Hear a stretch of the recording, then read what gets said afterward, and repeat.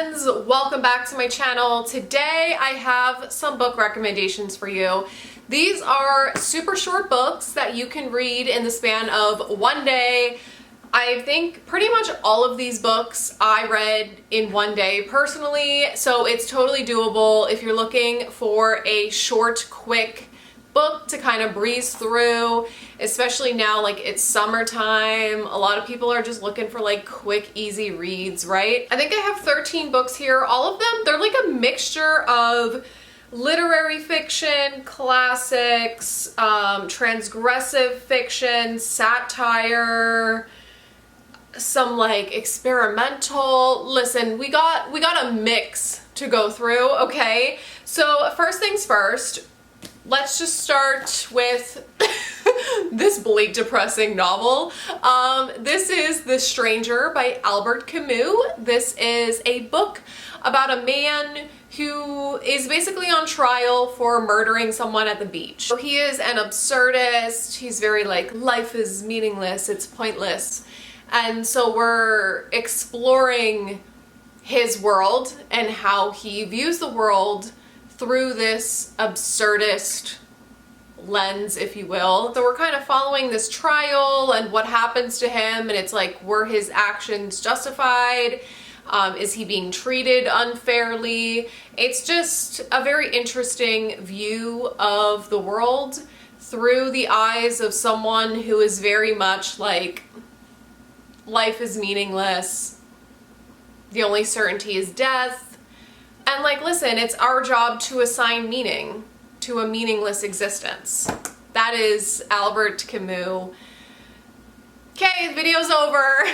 Bye. Next, listen. I love this book so much and people give me shit for it. It's a very well-loved book, but it's also a very hated book. It's White Nights by Fyodor Dostoevsky. So this book is for the yearners, okay? This is I've talked about this book so many times on my channel. It's about a man who like falls in love with this girl that he just met on a park bench and they talk. That's this book. And it's him like yearning and wanting to be with this girl who loves someone else, and it's just like an unrequited love story, okay? I adore this book because if you read it and just kind of zone out, and if you can associate this with your own life and basically find meaning in it by putting yourself in his shoes or in her shoes, like I've been in both of these situations before, and so I felt this book. A lot of people hate this book because the main character is an incel. He's an incel. He's like, oh my god, I can't believe a girl is speaking to me. We're in love. Like, I don't know why you don't love me because I'm a nice guy. Like, he's an incel, okay? And that's why people hate this book, because they're like, what is with this incel? Like, obsessed with this child. So you have to kind of like zone out, like disassociate a little bit, and then I love this one so much. It really hit close to home for me, hit me right in the feels. If you're a hopeless romantic yearner, this one's for you. Kind of getting a little experimental. I Wished by Dennis Cooper. This is a blend of nonfiction and fiction. My dog is, she sucks down water like she's a pig at a trough, I swear to God.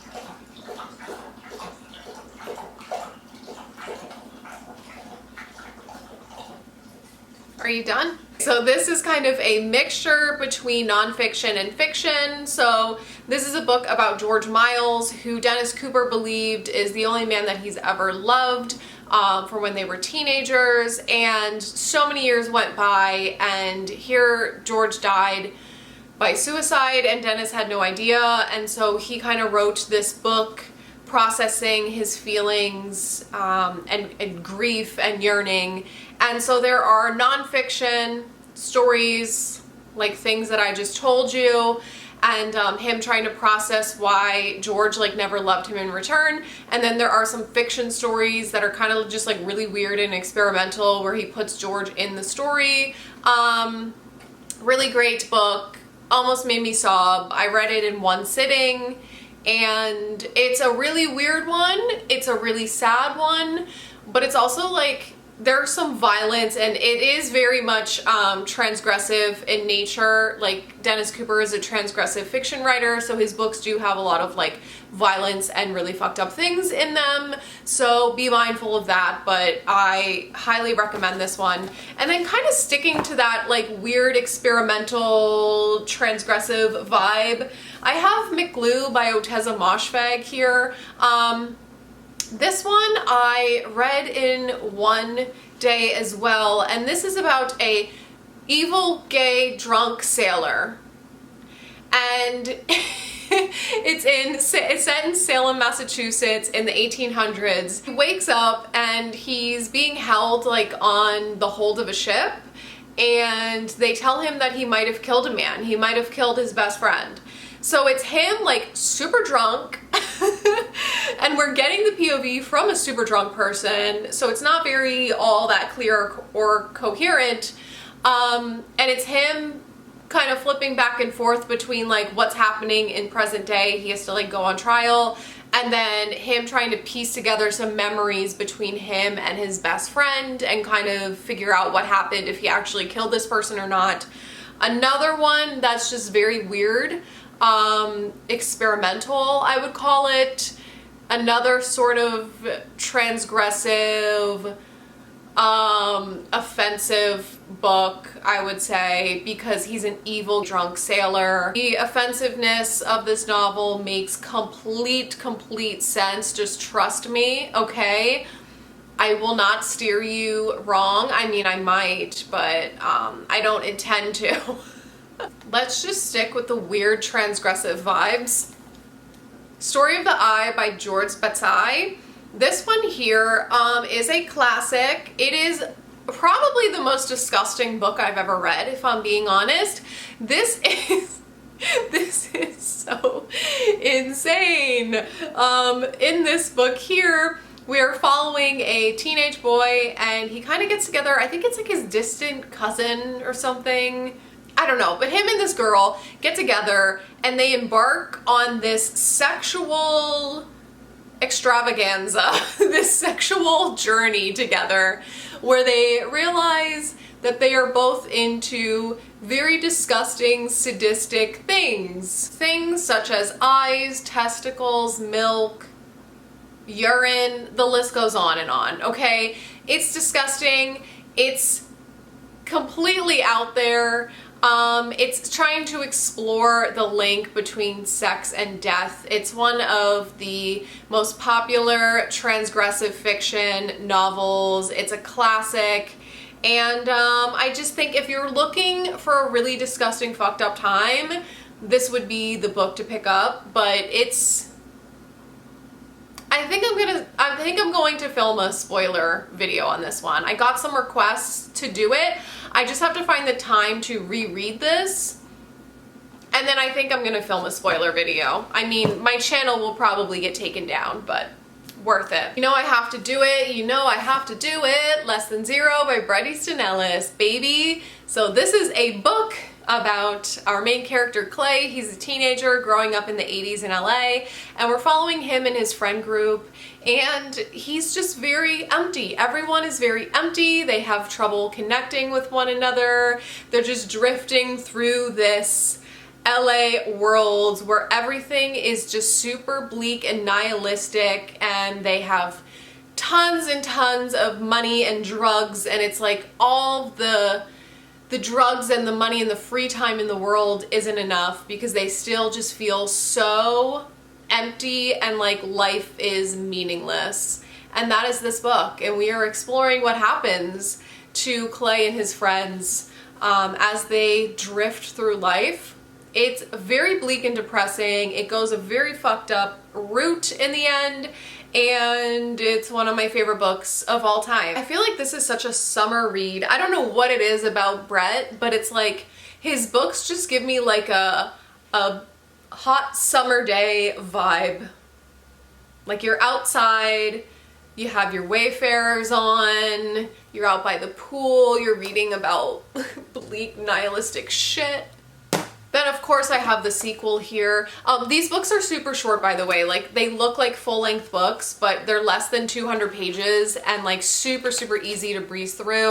Both of these I've read in a day. Obviously, that is the theme of this video. Thank you, Meg, for explaining that again to everyone. Okay, so obviously I have the sequel here, Imperial Bedrooms, another one that I'm obsessed with. So this is about Clay in the future. He's now middle-aged and he's a screenwriter. He has to go back to LA for a movie that he's writing, and he meets back up with all of his old friends and the cast from Less Than Zero, and we kind of follow what's happening to them in present day and that fucked up note that Less Than Zero left us on, and someone might be following him now. So there's kind of like this thriller mystery aspect to this book, which gives it more plot than Less Than Zero, which was like all vibes, no plot. This one has a plot. So it depends what kind of reader you are. I know some people like this one more than Less Than Zero. It all just depends, but I love both of those books so, so much. Literally my favorite books ever. And then kind of sticking on that theme, let's roll into, I have two like satirical books here. The first one is #Thigh Gap by Chandler Morrison. Listen, I'm obsessed with Chandler Morrison. Nothing has changed here, okay?